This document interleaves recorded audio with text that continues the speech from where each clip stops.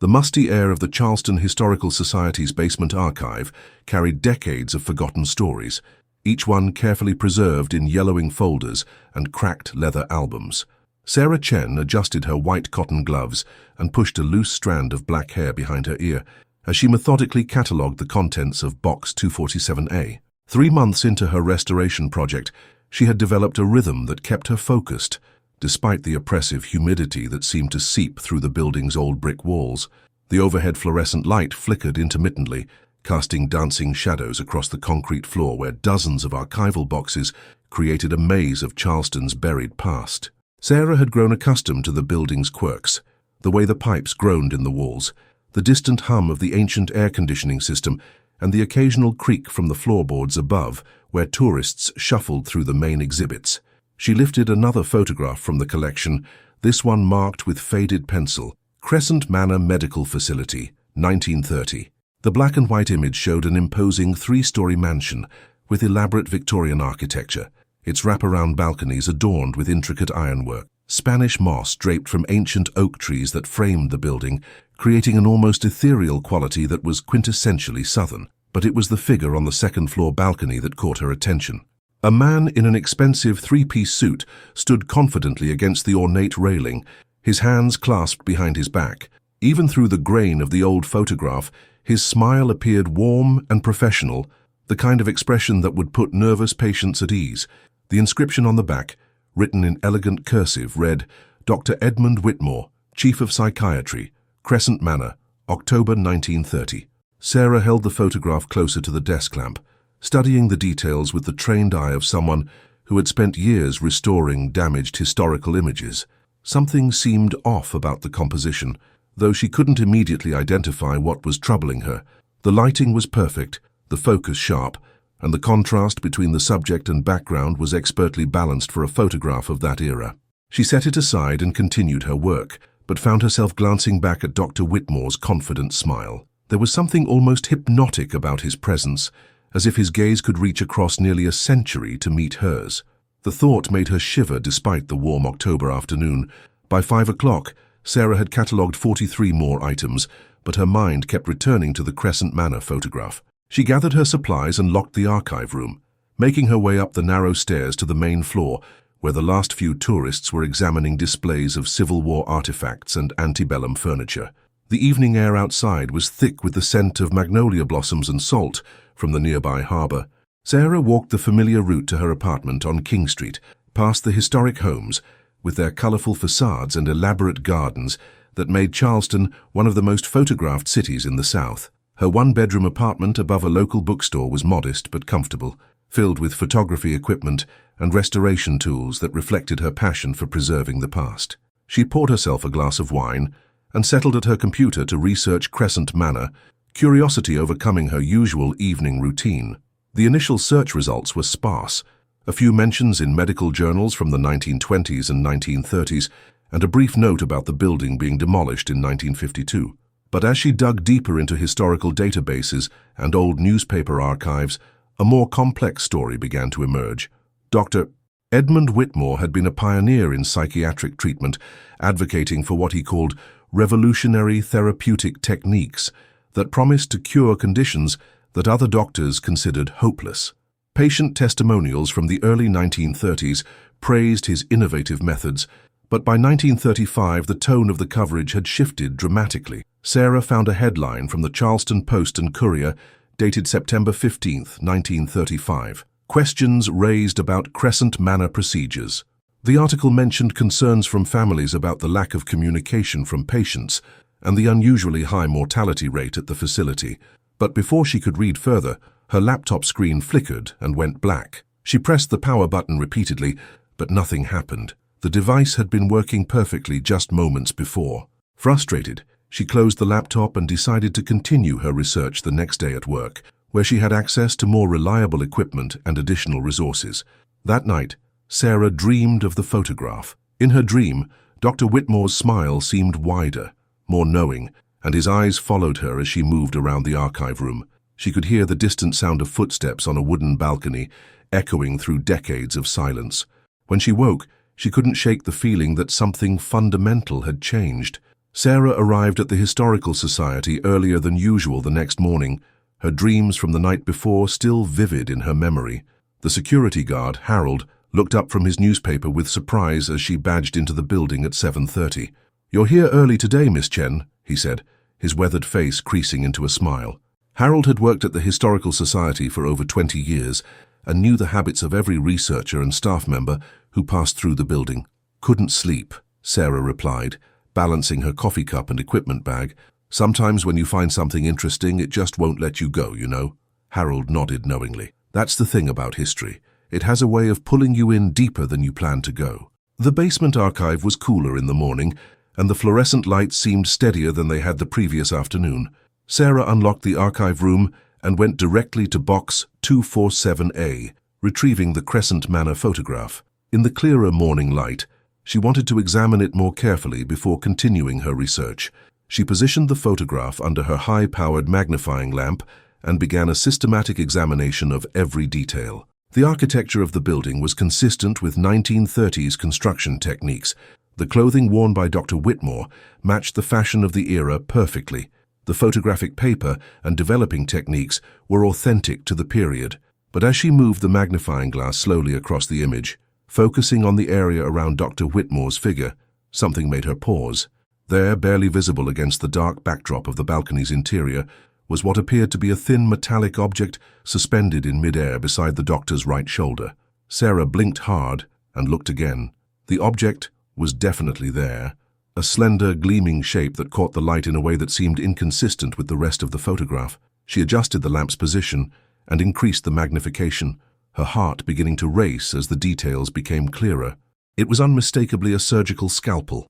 The instrument appeared to be floating in the space between Dr. Whitmore and the balcony railing, its polished surface reflecting light that shouldn't have existed given the shadow patterns in the rest of the image. Sarah's hands trembled slightly as she lowered the magnifying glass and stared at the photograph with her naked eyes. From a normal viewing distance, the scalpel was nearly invisible, lost in the grain and shadows of the old black and white image. But under magnification, it was undeniably present and undeniably impossible. Sarah had restored hundreds of vintage photographs during her career. She knew every type of damage, distortion, and developing flaw that could create false images or optical illusions. She had seen light leaks, double exposures, chemical stains, and physical damage that could create shapes that weren't originally there. This wasn't any of those things. She carefully photographed the anomaly with her digital camera, taking multiple shots at different magnifications and lighting angles.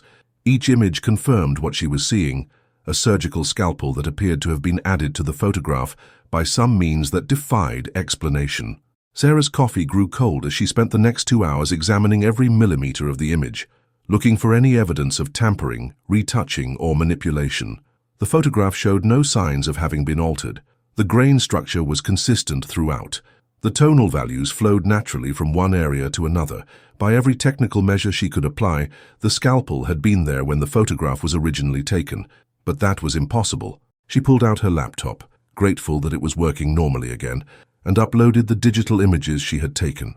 Using photo enhancement software, she isolated the area containing the scalpel and applied various filters to bring out additional detail. What she discovered made her stomach clench with unease. The scalpel wasn't just floating in the photograph, it was casting a shadow. A faint but distinct shadow that fell across Dr.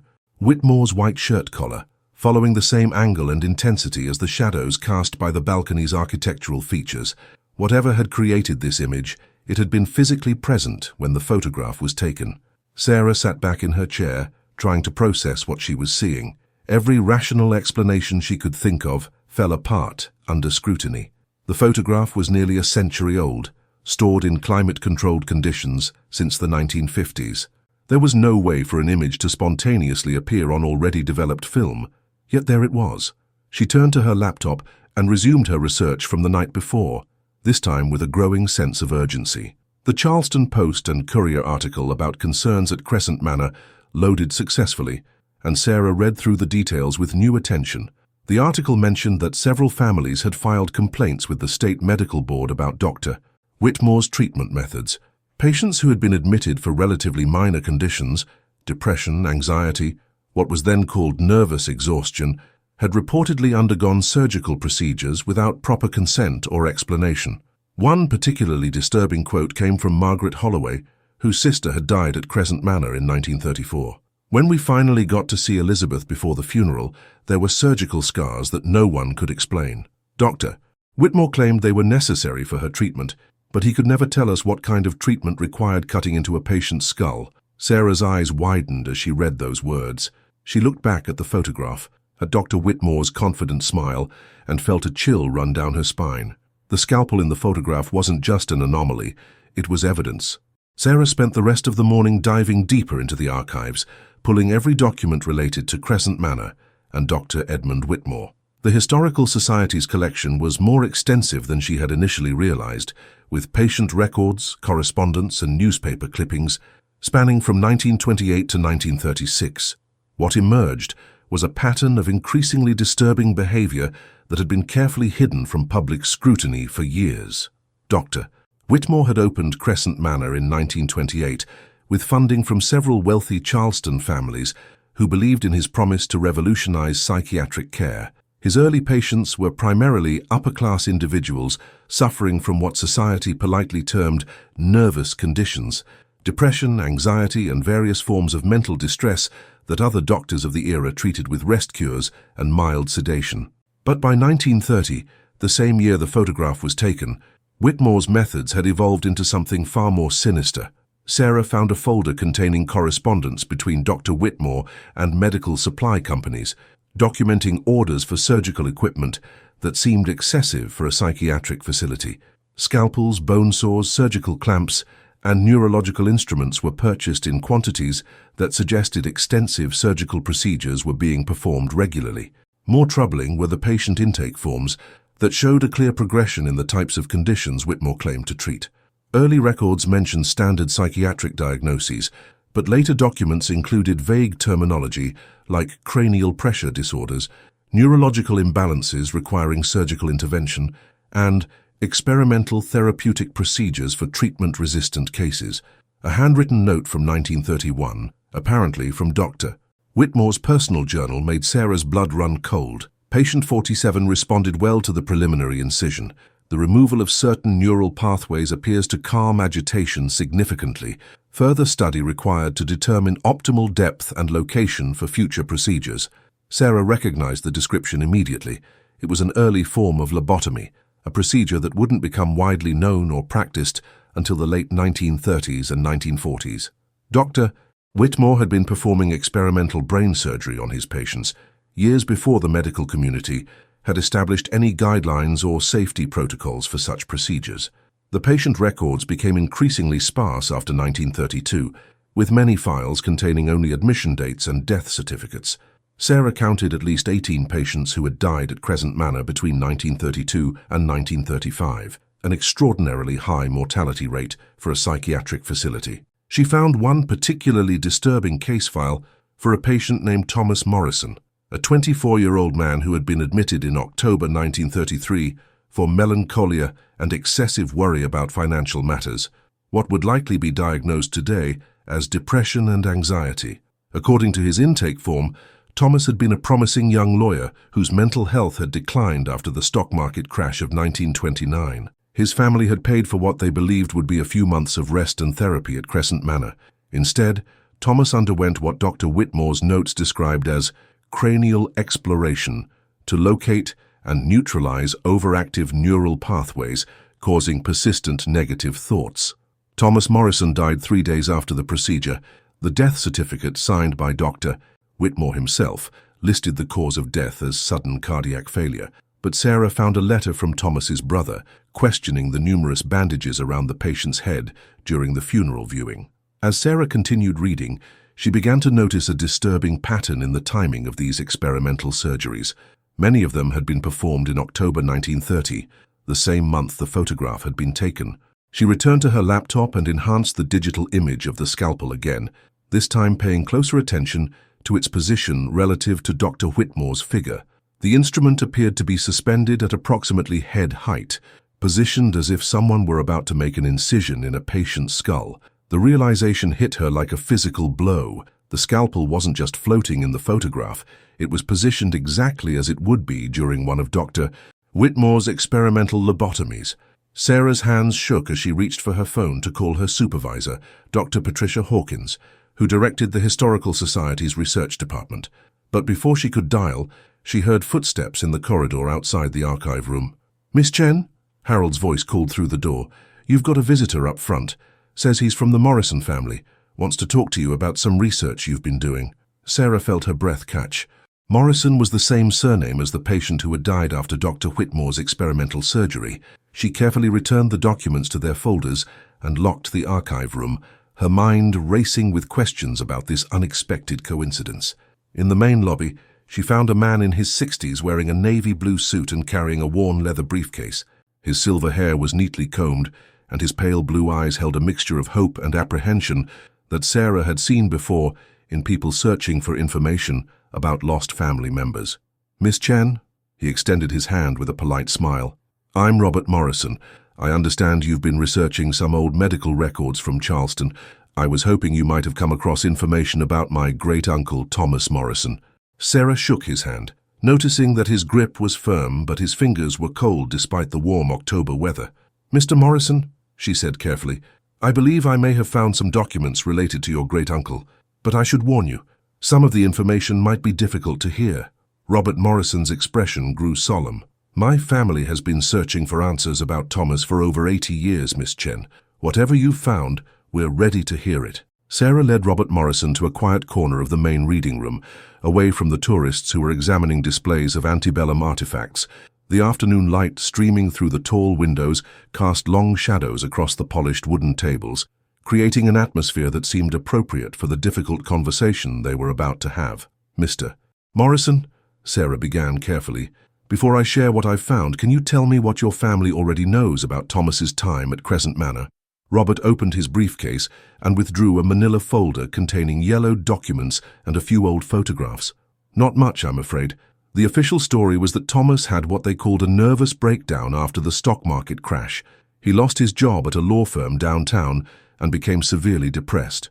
My great-grandfather thought Crescent Manor would be a good place for him to recover." He handed Sarah a small black and white photograph showing a young man in a graduation cap and gown, smiling confidently at the camera.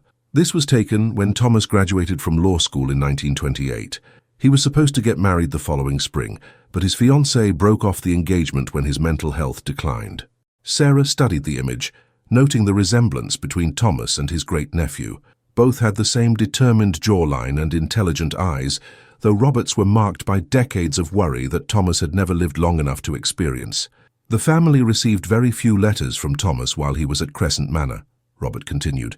"Dr. Whitmore always wrote to say that Thomas was making progress, but that he needed to avoid the stress of outside communication. Then, in November 1933, they got word that Thomas had died of heart failure. Did anyone in your family question the circumstances of his death?" Sarah asked gently. Robert's expression darkened. "My grandfather, Thomas's younger brother, never believed the official story. He said Thomas was young and healthy with no history of heart problems, but Dr. Whitmore was highly respected in Charleston's medical community, and the family didn't want to cause a scandal by questioning his diagnosis." Sarah took a deep breath, knowing that what she was about to reveal would shatter 80 years of accepted family history. "Mr. Morrison, I found Thomas's medical records in the archives. I'm afraid the truth about what happened to him is much worse than your family was told." She retrieved the file she had prepared earlier, containing photocopies of the relevant documents. According to Dr. Whitmore's notes, Thomas underwent what the doctor called experimental neurological surgery 3 days before his death. The procedure involved making incisions in his skull to access parts of his brain. Robert's face went pale as he read through the documents. His hands trembled slightly as he turned the pages, taking in the clinical descriptions of his great-uncle's final days. "This is describing a lobotomy," he whispered, his voice barely audible. "But I thought those procedures weren't performed until the 1940s. "That's what makes this case so disturbing," Sarah replied. "Dr. Whitmore was apparently conducting these experiments years before the medical community had developed any safety protocols or ethical guidelines. Your great-uncle was essentially used as a test subject." Robert closed the folder and sat in silence for several minutes, absorbing the implications of what he had learned. When he finally spoke, His voice was filled with a mixture of anger and grief. "My grandfather always said there was something wrong about Thomas's death. He used to have nightmares about it. Said he could feel Thomas trying to communicate with him, trying to tell him what really happened at Crescent Manor." Nightmares? Sarah felt a chill run down her spine, remembering her own disturbing dreams about the photograph. Strange dreams where Thomas would appear with bandages around his head, pointing to something the family couldn't see. "My grandfather became obsessed with finding out the truth, but he could never get access to the medical records. Dr. Whitmore claimed they had been destroyed in a fire." Robert opened his briefcase again and pulled out another document. "This might interest you. It's a letter my grandfather wrote to the Charleston police in 1936, asking them to investigate Crescent Manor." Sarah read the handwritten letter, which detailed the grandfather's suspicions about Dr. Whitmore's treatment methods and his belief that patients were dying under mysterious circumstances. The police response, attached to the letter, was dismissive and brief. "No evidence of criminal activity. Dr. Whitmore's credentials and methods have been reviewed by appropriate medical authorities." "There's something else," Robert said, his voice dropping to almost a whisper. "Something my grandfather told me before he died, but made me promise never to repeat while other family members were still alive." Sarah leaned forward, sensing that this revelation would be crucial to understanding the full scope of what had happened at Crescent Manor. "He said that a few months before Thomas died, he received a strange package in the mail with no return address. Inside was a photograph of Thomas standing on a balcony at Crescent Manor, but something about the image disturbed him deeply. He said it looked like Thomas was trying to warn him about something, but he couldn't figure out what." Sarah's heart began racing. "What happened to the photograph?" "My grandfather kept it for years, but eventually it disappeared. He claimed the image changed over time, that objects appeared in the picture that hadn't been there originally. The family thought he was losing his mind from grief." "Mr. Morrison," Sarah said carefully, "I think I may have found a photograph that could be related to your great-uncle's case. But before I show it to you, I need to warn you that what you're about to see might be very disturbing." She retrieved the Crescent Manor photograph from her bag and placed it on the table. "This shows Dr. Whitmore on the balcony of Crescent Manor in October 1930. I discovered something in this image that shouldn't be there, something that seems to have appeared long after the photograph was originally taken." Robert studied the image with growing recognition. "That's the same balcony from the photograph my grandfather received, and that man, Dr. Whitmore, looks exactly like my grandfather described him." Sarah positioned her magnifying glass over the area where the scalpel was visible. "Look closely at this section of the photograph. Tell me if you see anything unusual." Robert peered through the magnifying glass, and Sarah watched his face transform from curiosity to horror as he spotted the floating surgical instrument. "Dear God," he breathed. "It's a scalpel. But how is that possible?" "I don't know," Sarah admitted, "but I'm beginning to think that the spirits of Dr. Whitmore's victims are trying to show us what really happened at Crescent Manor. Your great-uncle might be one of them." That evening, Sarah and Robert Morrison sat in a dimly lit corner booth at Husk, a restaurant on Queen Street known for its historic atmosphere and southern cuisine. The exposed brick walls and candle-lit tables provided an intimate setting for their continued discussion about the dark secrets of Crescent Manor. Robert had insisted on taking Sarah to dinner as a way of thanking her for uncovering the truth about his great-uncle's death. But as they talked over plates of shrimp and grits, it became clear that both of them were driven by something deeper than mere historical curiosity. "I've been having the strangest dreams since I saw that photograph this afternoon," Robert said, swirling his bourbon thoughtfully. "Images of Thomas walking through the halls of some old building, calling out for help. It's like seeing that scalpel somehow opened a door I didn't know existed." Sarah nodded, understanding exactly what he meant. "I've been having similar experiences since I first found the photograph. It's as if Dr. Whitmore and his victims are trying to communicate across time, using the image as some kind of bridge between past and present. My grandfather used to say that violent deaths leave impressions on the places where they occurred," Robert continued. "He believed that Thomas and the other patients were somehow trapped at Crescent Manor, unable to rest until the truth about what happened to them was revealed." "Where was Crescent Manor located?" Sarah asked. "The building was demolished in 1952, but the land might still hold clues." Robert pulled out his phone and opened a maps application. According to family records, it was on the Ashley River, about 15 minutes outside downtown Charleston. The address was 1247 River Road, but that whole area has been developed into residential neighborhoods now. Sarah made a note of the address. "We should visit the site tomorrow. There might be historical markers, or neighbors who remember stories about the old building. There's something else, Robert said, his voice dropping to a whisper. I called my cousin Margaret before dinner. She's the family genealogist and keeps track of all our historical documents. She told me something that made my blood run cold. Sarah leaned forward, sensing that this new information would be significant. Margaret said that over the years, several family members have reported strange experiences related to Thomas's death. Photographs that seem to change when no one's looking. Dreams about surgical instruments appearing out of nowhere. Even physical sensations.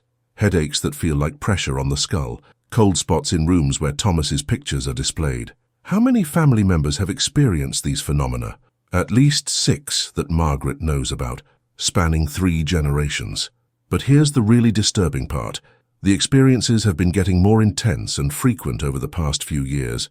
Margaret thinks it's because we're approaching the anniversary of Thomas's death. Sarah felt a chill despite the warm restaurant atmosphere. When exactly did Thomas die? November 3rd, 1933. That's just over 2 weeks from now. The implication hung between them like a shadow. If the supernatural activity was indeed tied to the anniversary of Thomas's death, they might be running out of time to uncover the truth before something more dramatic occurred. We need to find the other families, Sarah said decisively. If Thomas isn't the only victim trying to communicate, there might be descendants of other patients experiencing similar phenomena. Robert nodded. Margaret mentioned that she's been in contact with a woman named Helen Bradford, whose great-aunt died at Crescent Manor around the same time as Thomas.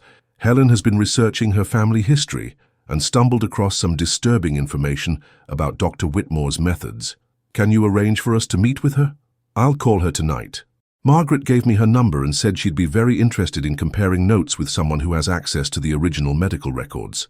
As they finished their meal, Sarah found herself studying the other diners in the restaurant, wondering if any of them might be connected to Crescent Manor's dark history. Charleston was a small city with deep family roots, and the events of the 1930s would have affected multiple generations of residents. Walking back to her apartment, Sarah noticed that the historic streets of downtown Charleston seemed different somehow, more oppressive, filled with shadows that hadn't been there before. The Spanish moss hanging from the oak trees appeared to sway without any wind, and the wrought-iron balconies on the antebellum houses reminded her uncomfortably of the ornate railings at Crescent Manor. When she reached her apartment, Sarah immediately went to her computer and began searching for property records related to 1247 River Road. What she found was a complex history of land ownership that had been carefully obscured over the decades. The property had been sold 3 times since Crescent Manor was demolished, each time to shell companies with names that provided no clues about the actual buyers. The current owner was listed as Whitmore Properties LLC, a name that made Sarah's heart skip a beat. She searched for more information about Whitmore Properties and discovered that it had been established in 1953, just 1 year after Crescent Manor was demolished. The company's registered address was a post office box in downtown Charleston, and its listed purpose was historical property preservation and management. But most disturbing of all, the company's founding documents were signed by someone named Edmund Whitmore Jr. Dr. Whitmore had apparently had a son who had taken control of the Crescent Manor property after his father's death, and if the company was still active, it meant that members of the Whitmore family were still connected to the site, where so many patients had died under mysterious circumstances. Sarah printed out the property records and added them to the growing file of documents related to her investigation. As she prepared for bed, she couldn't shake the feeling that she and Robert were about to uncover something much larger and more dangerous than they had initially realized. The spirits of Dr. Whitmore's victims weren't just trying to reveal the truth about their deaths. They might be trying to warn the living about ongoing threats connected to the Whitmore family legacy. Before turning off her laptop, Sarah took one more look at the enhanced image of the scalpel in the photograph. In the bright screen light, the surgical instrument seemed to gleam with an almost malevolent energy, as if it were eager to resume the work it had been designed to do. The next morning dawned grey and humid, with thick clouds rolling in from the Atlantic that promised afternoon thunderstorms. Sarah met Robert Morrison at the Historical Society parking lot at 9 o'clock sharp, both of them armed with cameras, notepads, and copies of all the documents they had gathered about Crescent Manor. The drive to River Road took them through some of Charleston's most beautiful residential areas, past sprawling plantations that had been converted into museums and gated communities where modern mansions sat alongside centuries-old oak trees. But as they got closer to their destination, the scenery began to change in subtle ways that made Sarah increasingly uncomfortable. The trees seemed denser and more twisted, their branches creating a canopy that blocked out much of the already limited sunlight.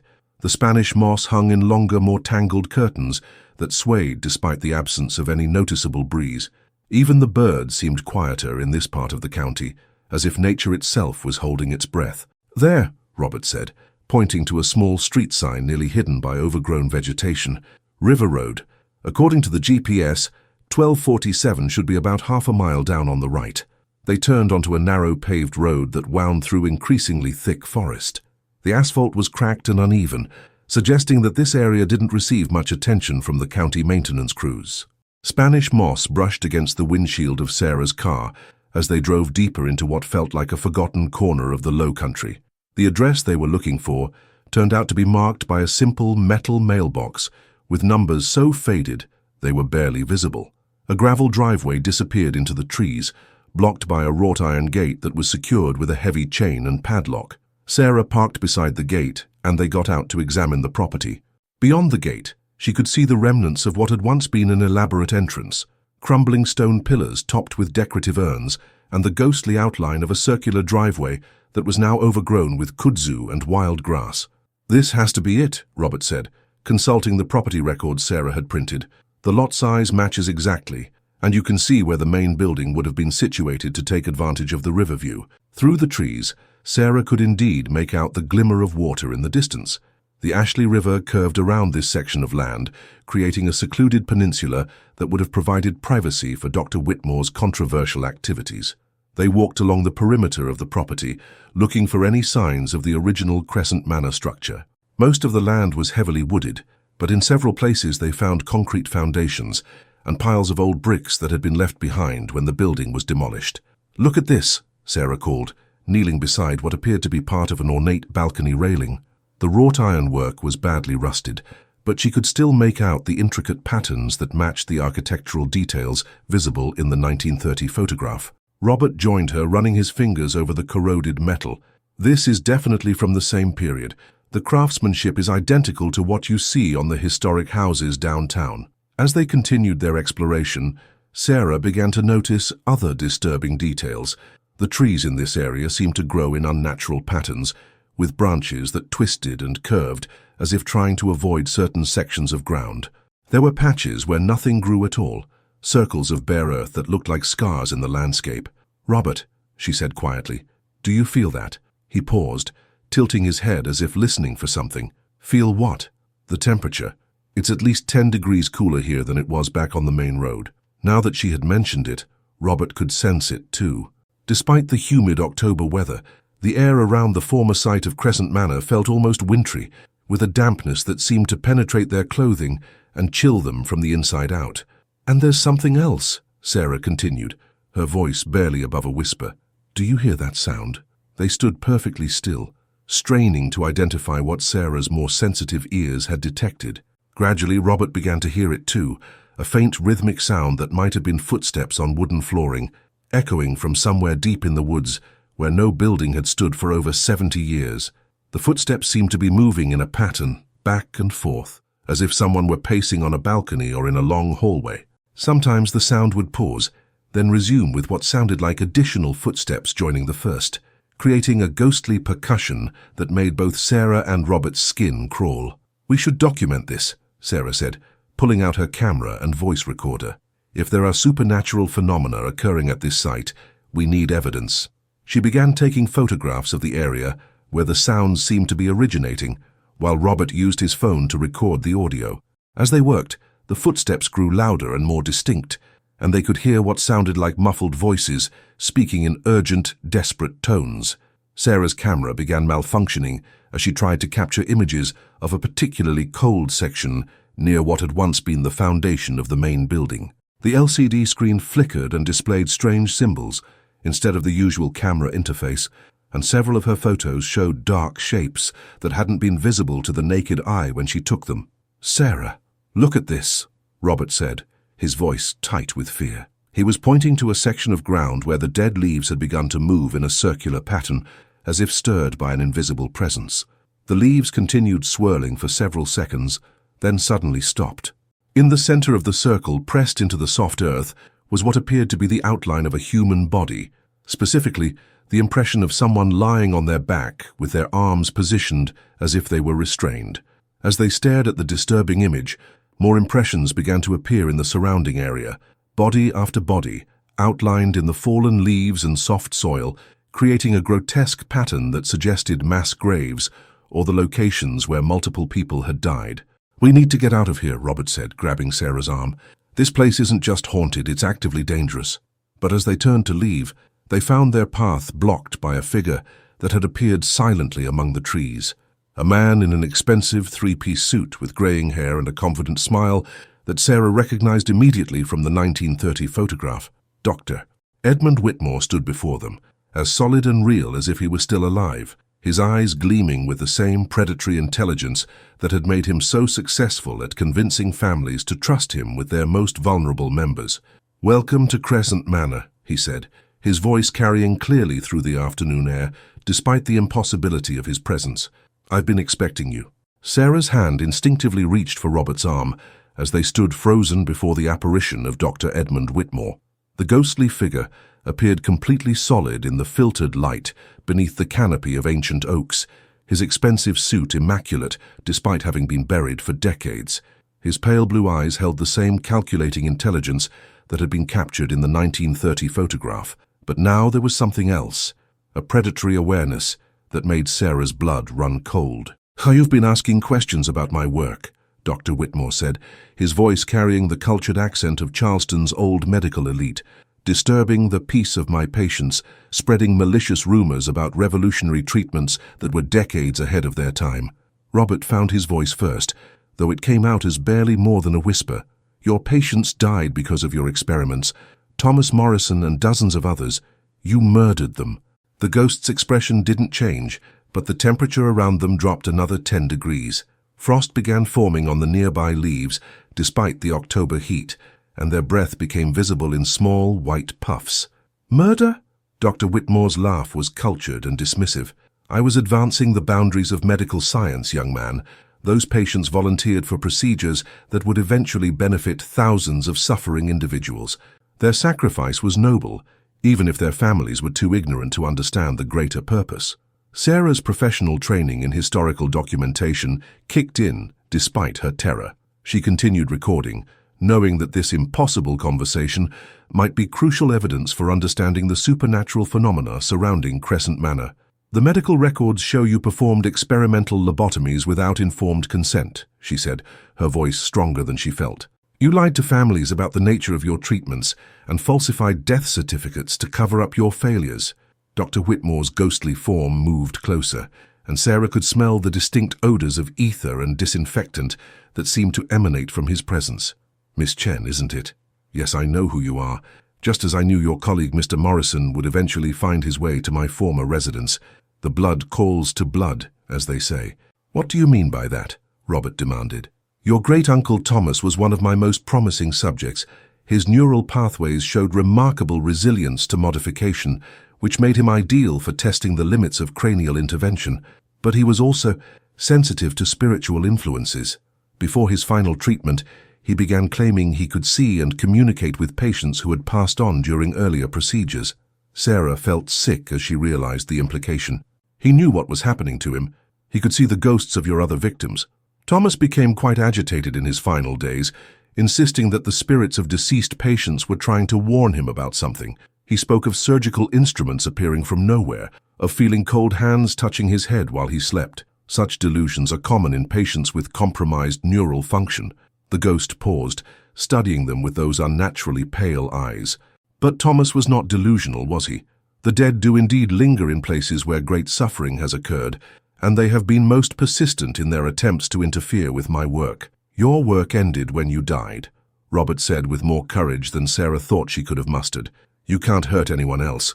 Dr. Whitmore's smile became genuinely terrifying. "Death is merely a change of circumstances, Mr. Morrison. My research continues, albeit in a different form. The knowledge I gained from my experiments at Crescent Manor has been preserved and expanded upon by those who understand its true value. Sarah remembered her discovery about Whitmore Properties LLC and Edmund Whitmore Jr., your son. He's continuing your experiments somehow. Edmund Jr. has proven to be an apt student of my methods. The techniques I pioneered have been refined and modernized, applied in contexts that would surprise you. Mental health facilities, research hospitals, even private practices throughout the Southeast, all benefiting from the groundwork I laid here in the 1930s. The implications of what the ghost was suggesting hit Sarah like a physical blow. If Dr. Whitmore's son had indeed continued his father's work, using modern medical facilities as cover for experimental procedures, the horror of Crescent Manor might still be ongoing. The photograph, Sarah said suddenly. The scalpel that appeared in the image, that was your victims trying to show evidence of what you did to them. Dr. Whitmore nodded approvingly. You're more perceptive than most researchers who stumble across my legacy. Yes, the spirits of my former patients have developed remarkable abilities to manipulate physical reality. They've been leaving traces of their experiences in photographs, documents, even the dreams of their living relatives. But their interference has become problematic, the ghost continued, his voice taking on a harder edge. My son's work requires discretion, and the supernatural activities of these restless spirits threaten to expose operations that must remain hidden. Robert stepped forward, his fear overcome by anger. We're going to expose everything. The historical records, the ongoing crimes, all of it. I think not, Dr. Whitmore said calmly. You see, you've both been exposed to significant spiritual energy during your visit here today. The connection between the living and the dead works both ways, Mr. Morrison. Just as Thomas could see spirits before his death, you and Miss Chen will now find yourselves increasingly sensitive to supernatural influences. Sarah felt a creeping dread as she understood what the ghost was implying. You're going to use us somehow. That's why you revealed yourself, to create a connection. Very good. You will both return to Charleston and continue your normal lives, but you'll find yourselves compelled to investigate further. And as you dig deeper into my family's work, you'll lead my son directly to the other families who have been problematic. The ghost began to fade, but his voice remained clear. The anniversary of Thomas's death approaches, Miss Chen. On November 3rd, all of my former patients will attempt to manifest simultaneously, hoping to overwhelm the barriers between life and death. My son has been preparing for this event for many years. What's going to happen on November 3rd? Sarah called out as Dr. Whitmore's form became increasingly transparent. His final words came from somewhere in the wind that began moving through the trees around them. A reunion, my dear, and this time I intend to finish what I started. The ghost vanished completely, leaving Sarah and Robert alone among the twisted trees and unmarked graves of Crescent Manor. But they were no longer the same people who had arrived that morning. They had been marked by their encounter with Dr. Whitmore's spirit, and Sarah could already feel the supernatural influence beginning to work on her mind, filling her with an obsessive need to uncover more secrets about the Whitmore family legacy. The drive back to Charleston passed in tense silence, both Sarah and Robert struggling to process their encounter with Dr. Whitmore's ghost. Sarah's hands trembled on the steering wheel as she navigated the winding roads, and she found herself constantly checking the rearview mirror, half expecting to see the apparition following them back to the city. By the time they reached downtown, the afternoon thunderstorms had arrived with unusual intensity. Lightning split the darkening sky every few seconds, and the rain hammered against the windshield with such force that Sarah had to pull over twice to wait for brief lulls in the downpour. We need to find Helen Bradford, Robert said, as they sat in Sarah's parked car outside the Historical Society, watching sheets of rain cascade down the windows. If Dr. Whitmore's son is continuing his father's work, her family might be in danger. Sarah nodded, though she noticed that her compulsion to investigate had become almost overwhelming since their visit to Crescent Manor. Every thought seemed to circle back to the need to uncover more information about the Whitmore family, as if her mind was no longer entirely her own. I've been thinking about what Dr. Whitmore said regarding mental health facilities and research hospitals, she said. There are several medical institutions in the Charleston area that have been operating since the 1950s. If Edmund Jr. has been using them as cover for experimental procedures, there might be patterns we can identify. Robert pulled out his phone and began searching for contact information. Helen Bradford lives in Mount Pleasant. I'll call and see if she can meet with us tonight. Given what we just experienced, I don't think we should wait until tomorrow." While Robert made the call, Sarah accessed the Historical Society's database using her mobile login credentials. She searched for any records related to Edmund Whitmore Jr., looking for information about his medical training, licensing, and professional affiliations. What she found was both impressive and disturbing. Edmund Whitmore Jr. had graduated from the Medical University of South Carolina in 1951 and completed his psychiatric residency at the Institute of Psychiatry in Columbia. His early career had been stellar. Research positions at several prestigious hospitals, published papers on innovative treatment methods for severe mental illness, and endorsements from leading figures in the psychiatric community. But as Sarah traced his career through the 1960s and 1970s, she began to notice troubling patterns. Several hospitals where he had worked had been investigated for patient abuse allegations, though charges were never filed. Medical journals had published concerns about his experimental procedures, but these criticisms were always followed by strong defenses from his colleagues and institutional supporters. Most disturbing of all, Edmund Jr. had been involved in establishing a network of private psychiatric facilities throughout South Carolina and Georgia, all funded through Whitmore Properties, LLC. These facilities specialized in treating patients with treatment-resistant conditions and were known for their innovative but secretive methods. "Helen can meet us in an hour," Robert said, ending his call. "She lives in a house that belonged to her great-aunt, the one who died at Crescent Manor. She says she's been experiencing increasingly intense supernatural activity over the past few weeks." Sarah showed him what she had discovered about Edmund Whitmore Jr. "Look at this list of facilities connected to Whitmore Properties: Riverside Behavioral Health, Magnolia Springs Treatment Center, Low Country Psychiatric Institute. All of them have been operating for decades with minimal oversight and maximum privacy. Have there been any recent investigations or complaints?" Sarah continued scrolling through her search results. "That's the strange thing. These facilities have remarkably clean public records. No major lawsuits, no regulatory violations, excellent patient satisfaction scores according to official reports.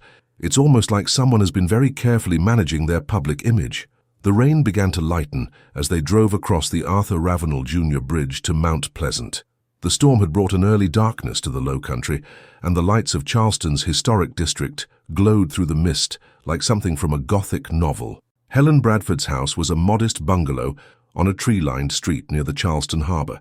She met them at the door before they could knock, as if she had been watching for their arrival. Helen appeared to be in her 50s, with graying auburn hair and intelligent green eyes that reminded Sarah of the intensity she had seen in photographs of Thomas Morrison. "Thank you for coming," Helen said, ushering them into a living room that was filled with antique furniture and family photographs spanning several generations. "I've been hoping to find someone who could help me understand what's been happening in this house."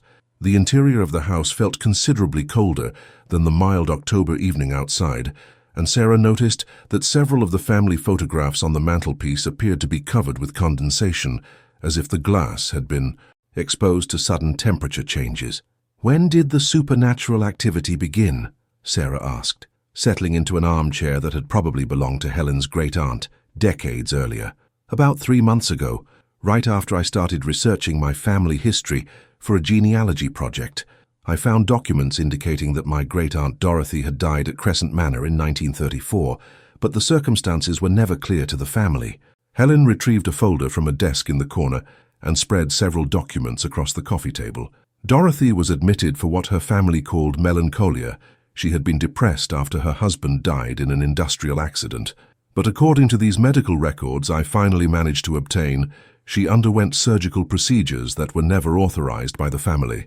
Sarah examined the documents and recognized Dr. Whitmore's handwriting from her research at the Historical Society. Dorothy Bradford had been subjected to the same experimental lobotomy procedures as Thomas Morrison, with equally fatal results. "The supernatural activity started the night I brought these documents home," Helen continued. "I began hearing footsteps in the attic, cold drafts moving through rooms with no open windows, and voices whispering words I couldn't quite make out." "Have you seen any apparitions?" Robert asked. Helen's expression grew troubled. 3 weeks ago, I started seeing a woman in 1930s clothing, standing in my bedroom doorway at night. She appears to be trying to tell me something, but she looks terrified, like she's running out of time to deliver an urgent message." "That could be your great-aunt Dorothy," Sarah said. "The spirits of Dr. Whitmore's victims seem to be trying to communicate with their living relatives, especially as we approach the anniversary of their deaths." Helen nodded. "That's what I was afraid of. And there's something else. I've been receiving phone calls from someone claiming to be conducting a medical research study about families with histories of mental illness. The caller says he's affiliated with Lowcountry Psychiatric Institute and wants to interview me about Dorothy's case." Sarah and Robert exchanged alarmed glances. "Have you agreed to meet with this researcher?" Sarah asked. "Not yet, but he's been very persistent. He seems to know details about Dorothy's treatment at Crescent Manor that weren't in any of the documents I found. It's almost like he has access to records that should have been destroyed decades ago." The implications were chilling. If Edmund Whitmore Jr. was indeed continuing his father's work, he might be using the supernatural activity surrounding the anniversary to identify and target the descendants of his father's victims. As if summoned by their conversation about him, Helen's phone began ringing. She looked at the caller ID display and her face went pale. "It's him," she whispered. "The researcher from Lowcountry Psychiatric Institute." Sarah motioned for Helen to answer the call, while she and Robert listened carefully to the conversation. If they were right about Edmund Jr.'s intentions, this phone call might be their first direct contact with the man who had been continuing Dr. Whitmore's horrific legacy for over 70 years. Helen Bradford's hand trembled as she reached for her phone. Sarah motioned for her to put the call on speaker, and Helen nodded, pressing the button before answering. "Hello," Helen said, trying to keep her voice steady. "Ms. Bradford, this is Dr. Marcus Webb from Lowcountry Psychiatric Institute. I hope I'm not calling at an inconvenient time." The voice was cultured and professionally warm, with just a hint of the same Charleston accent they had heard from Dr. Whitmore's ghost earlier that day. "No, it's fine," Helen replied, glancing nervously at Sarah and Robert. "You mentioned you were conducting research about my family's medical history." "That's correct. We're studying hereditary patterns in psychiatric conditions, particularly cases from the early 20th century that involved innovative treatment methods. Your great-aunt Dorothy Bradford's case file contains some fascinating details that could contribute significantly to our understanding of how mental health conditions manifest across generations." Sarah felt her blood run cold. There was no way a legitimate researcher would have access to Dorothy Bradford's specific case file from Crescent Manor. Those records were supposed to have been destroyed, along with the building in 1952. "I'm afraid I don't know much about my great-aunt's treatment," Helen said carefully. "Our family was told she died of natural causes." Dr. Webb's laugh was soft and understanding. "Family histories often become simplified over time, Ms. Bradford. The reality is that Dorothy participated in groundbreaking neurological procedures that were decades ahead of their time. Her contribution to medical science was remarkable, and we believe her case might provide crucial insights for treating current patients with similar conditions." Robert gestured frantically, and Sarah realized he was trying to warn Helen not to reveal how much they actually knew. But the supernatural influence that had been affecting them since their visit to Crescent Manor seemed to be working on Helen as well. Her expression had become dreamy and unfocused, as if she were being compelled to cooperate. "What kind of insights?" Helen asked, her voice taking on an almost hypnotic quality. "We've discovered that certain families carry genetic markers that make them uniquely responsive to advanced neurological interventions. The descendants of patients who underwent these procedures often show remarkable potential for enhanced cognitive states. We're particularly interested in studying individuals who have reported unusual sensory experiences, dreams, visions, sensitivity to environmental changes that others might not notice." Sarah realized with growing horror that Dr. Webb was describing exactly the supernatural phenomena that Helen, Robert, and she herself had been experiencing. Edmund Whitmore Jr. wasn't just targeting the descendants of his father's victims randomly. He was specifically seeking people who had developed psychic sensitivity through their connection to the original experiments. "I would very much like to meet with you, Ms. Bradford," Dr. Webb continued. "Perhaps tomorrow evening. I could come to your home to discuss this research in more detail, and I'd be happy to share some of the historical documents we've preserved from your great-aunt's case." Helen was about to accept the invitation when Sarah grabbed the phone from her hands and ended the call. Helen blinked in confusion, as if waking from a trance. "Why did you do that?" Helen asked. "He seemed like he had important information about Dorothy." "Helen, that wasn't a legitimate researcher," Sarah said urgently. "That was Edmund Whitmore Jr. the son of the doctor who killed your great-aunt. He's been continuing his father's experiments for decades, and now he's trying to lure you into becoming his next victim." The color drained from Helen's face as the supernatural influence faded and her natural caution returned. "But how could he know about the dreams and the cold spots? I never told anyone about those experiences except you." Robert stood up and began pacing nervously around the living room. "The ghost of his father told us that the connection works both ways. If we can sense spiritual activity, then the spirits, including Dr. Whitmore Sr., can observe us and report back to his son. We need to get out of here," Sarah said, gathering up the documents Helen had shown them. "If Dr. Webb is really Edmund Jr., he'll know where you live, and he might be planning to visit whether you agreed to meet him or not." As if in response to her words, the lights in the house began to flicker. The temperature dropped rapidly, and they could hear the sound of footsteps moving across the roof above them. But these weren't the ghostly footsteps they had experienced at the Crescent Manor site. These sounded solid and purposeful, like someone was actually walking on the house. "There's someone up there," Helen whispered, looking up at the ceiling where the footsteps were now moving in a systematic pattern, as if the intruder were searching for the best way to enter the house. Sarah pulled out her phone to call 911, but the screen showed no signal despite the fact that they were in a well-covered area of Mount Pleasant. Robert tried his phone with the same result. Whatever was happening was somehow blocking their ability to communicate with the outside world. The footsteps stopped directly above the living room, and they could hear what sounded like someone attempting to pry open an attic access panel. Helen's eyes widened with terror as she pointed to a square outline in the ceiling that Sarah hadn't noticed before. "That's the entrance to the crawl space," Helen said. "If someone gets through there, they'll be able to drop right down into this room." The sound of splintering wood confirmed their worst fears.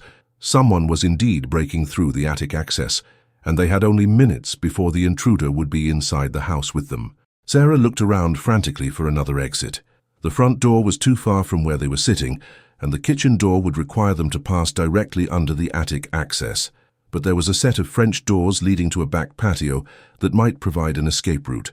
"This way," she said, grabbing Helen's arm and pulling her toward the back of the house. "We need to get outside and find help." But as they reached the French doors, Sarah could see through the glass that the backyard was no longer empty.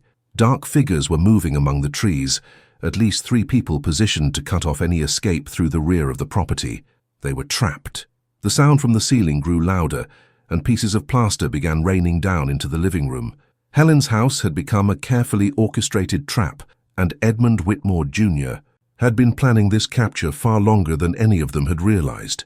"The basement," Helen said suddenly. "There's a root cellar that connects to a tunnel system that was used during Prohibition. If we can get down there, we might be able to escape through the neighbor's property." It was their only option.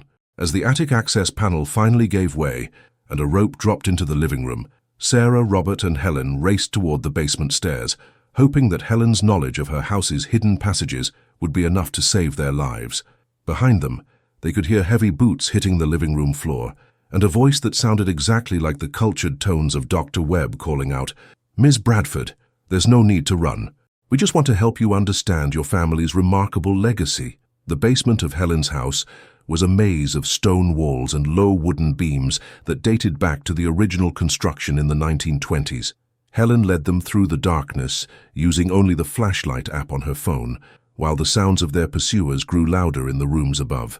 "The entrance to the tunnel is behind this wine rack," Helen whispered, pushing against what appeared to be a solid wooden structure. The entire rack swung inward on hidden hinges, revealing a narrow passage that had been carved directly into the coastal bedrock. The tunnel was barely wide enough for one person at a time, and the ceiling was so low that they had to move in a crouched position. The air was thick with the smell of salt water and decay, and Sarah could feel moisture seeping through the stone walls as they made their way deeper underground. "This connects to a network of tunnels that runs under several blocks of Mount Pleasant," Helen explained in a barely audible whisper. "During Prohibition, smugglers used these passages to move alcohol from boats on the harbor to speakeasies throughout the area.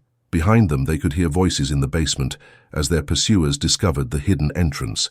Flashlight beams began probing the tunnel, and Sarah realized they had only minutes before Edmund Jr., as men would be following them through the narrow passage. The tunnel branched in several directions, and Helen paused uncertainly at the first junction. "I've only been down here once before, when I was a child exploring with my cousin. I think the right passage leads toward the harbor, but I'm not completely sure. Robert checked his phone and was relieved to see that he had regained a weak signal now that they were away from Helen's house. I'm calling 911, he said, dialing the emergency number. But when the operator answered, Robert found himself struggling to explain their situation in a way that would result in immediate help. We're being pursued by people who broke into a house on Venning Street in Mount Pleasant. We're currently hiding in underground tunnels, and we need police assistance immediately. Sir, can you provide a specific address and describe the nature of the threat? The operator asked in the calm, professional tone that police dispatchers were trained to use. Robert looked helplessly at Sarah and Helen. How could he explain that they were being hunted by the son of a doctor who had conducted illegal medical experiments in the 1930s, that they had been marked by supernatural forces and were now targets in a modern continuation of historical horrors? Just send police to 287 Venning Street, he said finally. There are intruders in the house and the residents are in danger.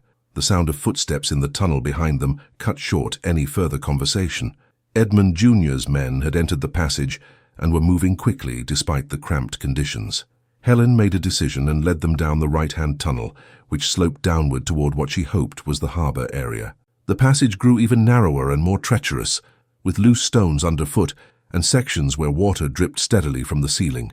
As they moved deeper into the tunnel system, Sarah began to notice that the temperature was dropping again, just as it had at the Crescent Manor site and in Helen's house. The supernatural influence that connected them to Dr. Whitmore's victims was apparently present, even in these underground passages. Do you feel that? She whispered to the others. Helen nodded. It's the same cold I've been experiencing in my house for the past 3 months, but it's stronger down here, like we're getting closer to something important. The tunnel opened into a larger chamber that appeared to be a natural cave system, expanded by human excavation. The walls were lined with old wooden shelving that had once held contraband alcohol, and the floor was covered with a layer of sand that had washed in from the nearby harbor over the decades. But what caught their attention immediately was the presence of other people in the chamber, translucent figures in 1930s clothing who stood along the walls like sentinels waiting for their arrival. Sarah recognized several of the spirits from the photographs she had found in the Historical Society archives. Thomas Morrison stood near the center of the group, his head bearing the unmistakable scars of Dr. Whitmore's experimental surgery. Dorothy Bradford was beside him, her 1930s dress and hairstyle exactly matching the family photographs Helen had shown them. They're all here, Helen breathed. All of Dr. Whitmore's victims. The ghostly figures didn't speak, but their message was clear. They were pointing toward a passage at the far end of the chamber, indicating the direction Sarah, Robert, and Helen needed to go to escape their pursuers. But the spirits were also trying to communicate something else. Several of them were pointing upward, toward the ceiling of the chamber, and their expressions showed urgent warning rather than simple guidance. Sarah looked up and saw that the ceiling of the cave was covered with what appeared to be old electrical wiring and modern monitoring equipment. Cameras, microphones, and sensors were positioned throughout the space, suggesting that someone had been using this location for surveillance purposes. It's a trap, she realized aloud. Edmund Jr. knew about these tunnels. He's been monitoring them, probably hoping that the supernatural activity would eventually drive the descendants of his father's victims to seek refuge here.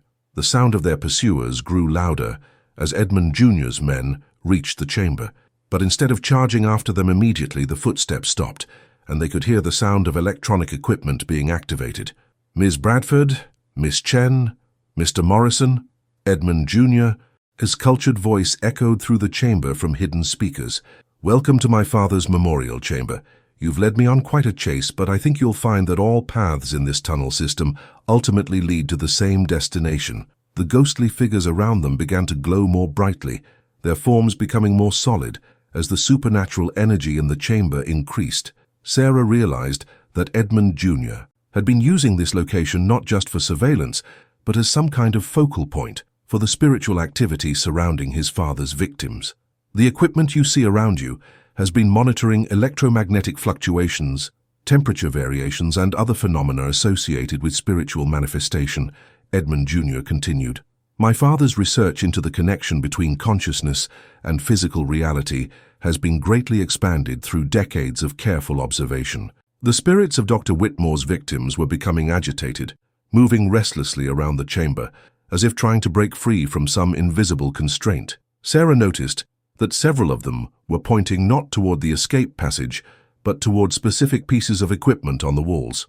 "You want us to destroy the monitoring devices," she whispered to Thomas Morrison's ghost. "That's how he's been controlling the spiritual activity, by channeling it through electronic surveillance." Thomas nodded, his scarred face showing desperate urgency. The anniversary of his death was only days away, and Sarah was beginning to understand that Edmund Jr. had been planning something catastrophic for November 3rd, something that required the spiritual energy of all his father's victims to be concentrated in this underground chamber. The choice was clear. They could continue trying to escape through the tunnels and risk being captured, or they could stay and fight by helping the spirits break free from whatever technological prison Edmund Jr. had constructed around them. Sarah looked at Robert and Helen, seeing the same determination in their eyes that she felt in her own heart.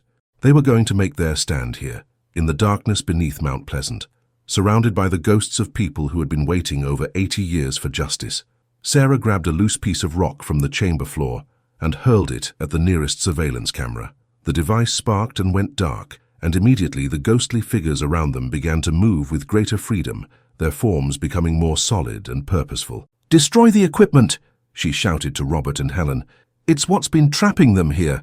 Robert and Helen joined her assault on Edmund Jr.'s monitoring devices, pulling down wires and smashing cameras, while the spirits of Dr. Whitmore's victims grew increasingly powerful with each piece of destroyed technology.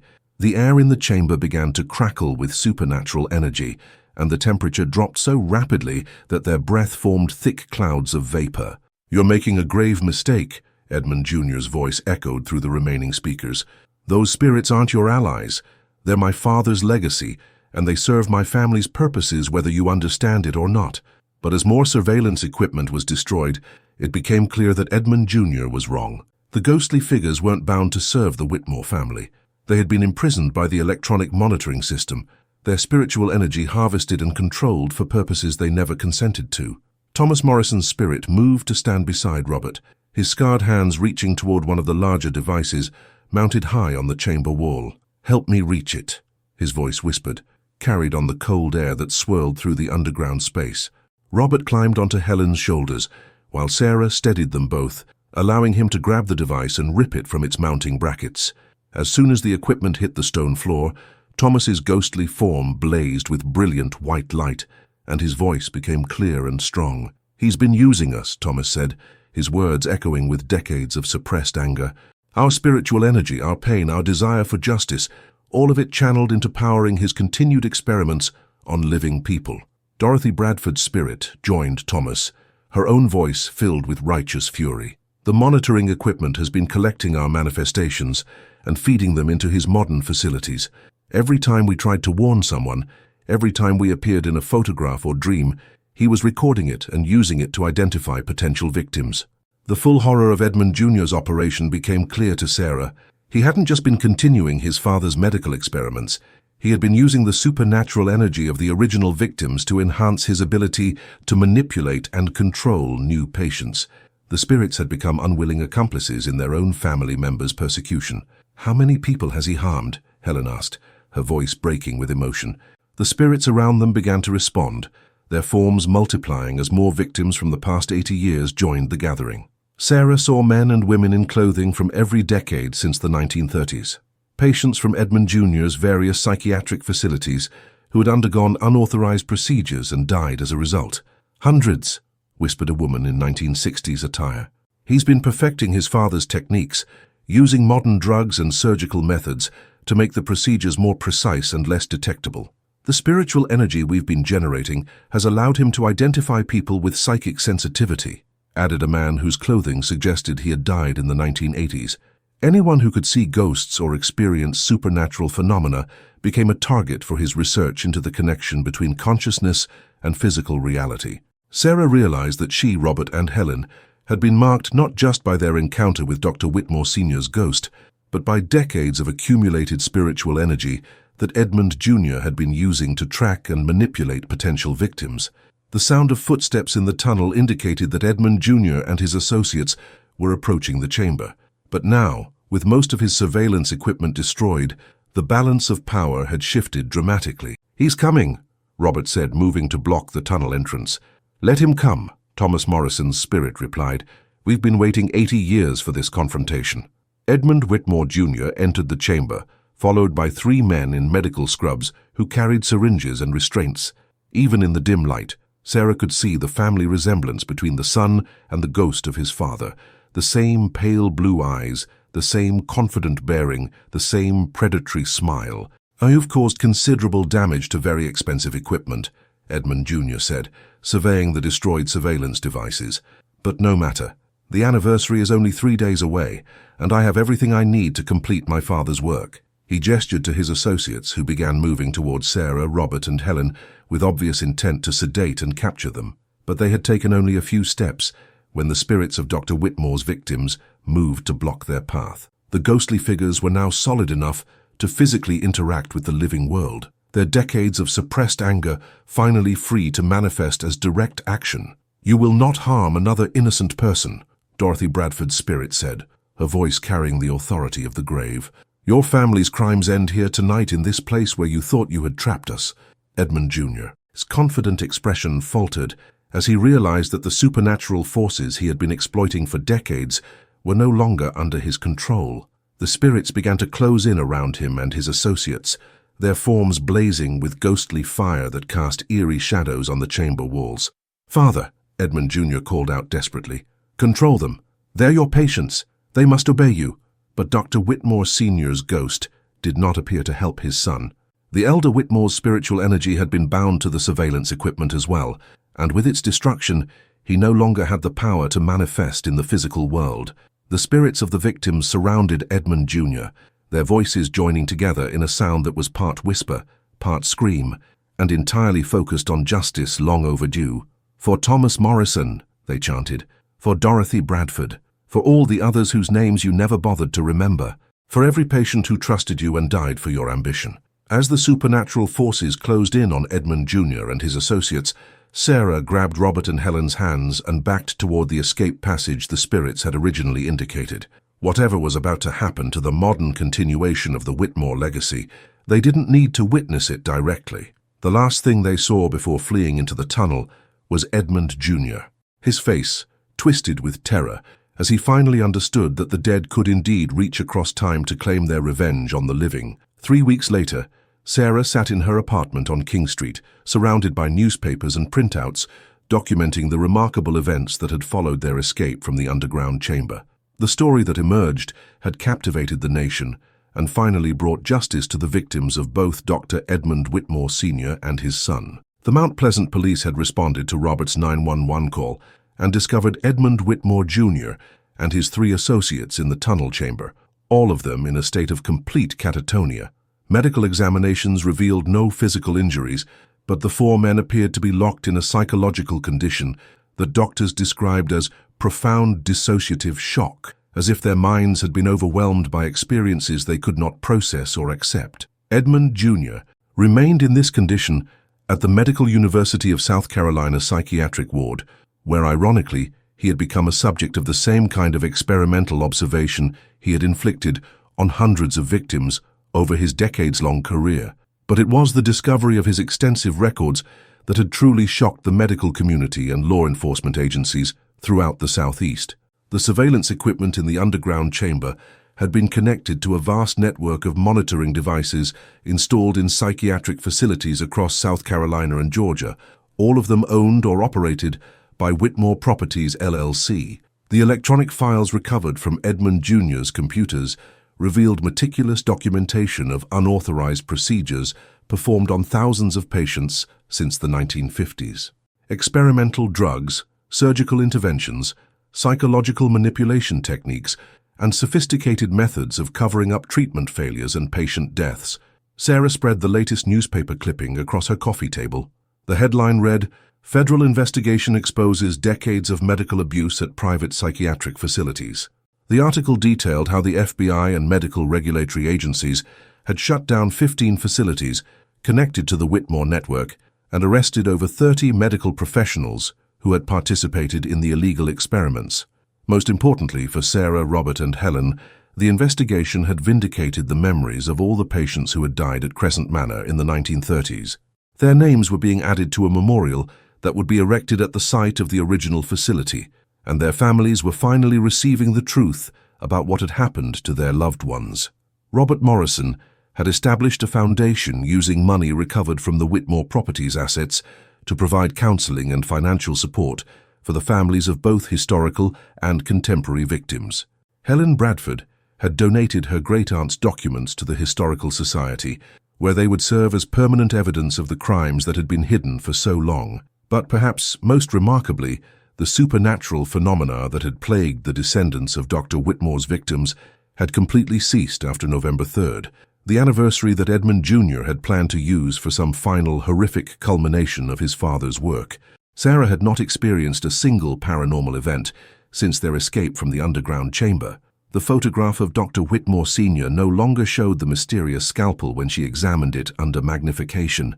The cold spots and ghostly footsteps that had tormented Helen's house were gone. Even the dreams and visions that had driven their investigation had stopped completely. Thomas Morrison, Dorothy Bradford, and all the other victims had apparently found the peace that had eluded them for decades. On a warm December morning, Sarah drove out to the site of the former Crescent Manor for the dedication of the memorial that Robert's foundation had commissioned. The twisted trees and dead patches of ground that had marked the property during her first visit had been replaced by carefully tended gardens and a simple granite monument listing the names of all known victims of the Whitmore family's medical experiments. Robert and Helen were already there when she arrived, along with dozens of other descendants who had learned about their family's connections to the tragedy.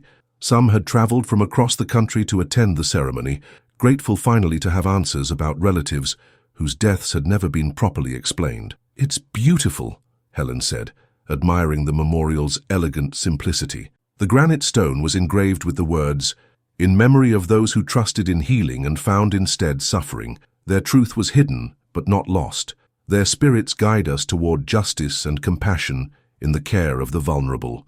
As the small crowd gathered for the dedication ceremony, Sarah noticed a subtle change in the atmosphere of the location. The oppressive feeling that had characterized the site during their October visit was gone, replaced by a sense of peaceful resolution. The trees grew normally, the grass was green and healthy, and the Ashley River sparkled in the distance like a promise of renewal. Robert spoke briefly about the importance of remembering both the victims and the lessons their suffering could teach about medical ethics and the protection of patients' rights.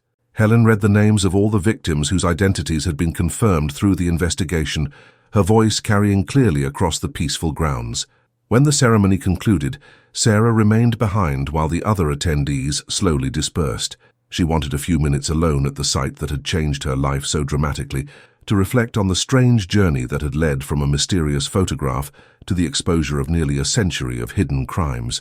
As she stood before the memorial, Sarah felt a gentle warmth in the December air, as if the sun had briefly emerged from behind the clouds. For just a moment, she thought she could see the faint outlines of figures standing among the new gardens. Thomas Morrison, Dorothy Bradford, and the others, their faces peaceful and free from the pain that had bound them to the earth for so long. They seemed to nod in acknowledgement of what had been accomplished, their presence a final confirmation that justice had indeed been served, and their long vigil was finally over. Then they faded completely, leaving only the living to carry forward the memory of their sacrifice and the lessons learned from their suffering. Sarah drove back to Charleston knowing that her work as a historical preservationist had found its deepest purpose. Some truths were worth any price to uncover, and some voices from the past deserved to be heard, no matter how many years had passed since they were silenced. The photograph that had started it all remained in the Historical Society's archives, but now it served as evidence rather than mystery, a reminder that the past never truly dies but waits patiently for those brave enough to listen to its warnings and wise enough to act on its revelations. In the end, Dr. Whitmore's victims had achieved something their tormentor never could. They had used their suffering to protect others from experiencing the same fate. Their legacy was not the advancement of medical science through cruelty, but the triumph of compassion and truth over deception and abuse. And in that triumph, they had finally found their peace.